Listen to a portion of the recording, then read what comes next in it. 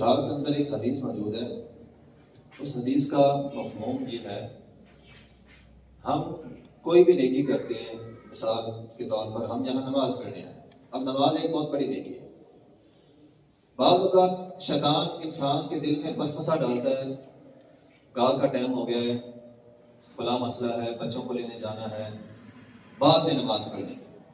الغرض آپ کوئی بھی نیکی کرتے آپ کو شیطان روکتا ہے. کوئی بھی نیکی کریں ہمیں ایک شیطان روکتا ہے. لیکن جب باری آئی صدقے کی، رسول اللہ صلی اللہ علیہ وسلم نے فرمایا، حدیث کا مفہوم ہے بندہ صدقے کا ارادہ کرتا ہے. یعنی آپ یوں سمجھیں کہ اس نے ارادہ کیا، جیب کی طرف ہاتھ لے کر گیا، اسے ایک شیطان نہیں روکتا، 2 3 10 20، بلکہ حدیث کے الفاظ ہیں اسے 70 شیطان روکتے. بندے نے صدقہ کرنے کا ارادہ کیا، فوراً 70 شیطان اکٹھے ہو جاتے ہیں جس کو روکتے ہیں.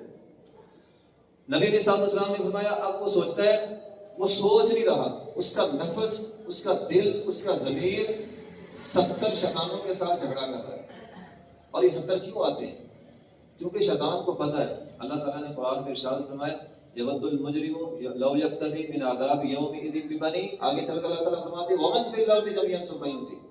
کل قیامت کے دن مجرم جہنم کو دیکھ کر کہے گا، اس جہنم سے بچنے کے لیے میرا صدقہ کرنا ضروری ہے.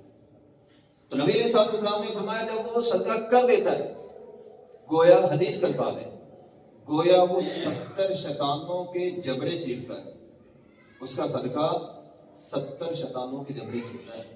تو اس لیے یہ چھوٹی نیکی نہیں ہے.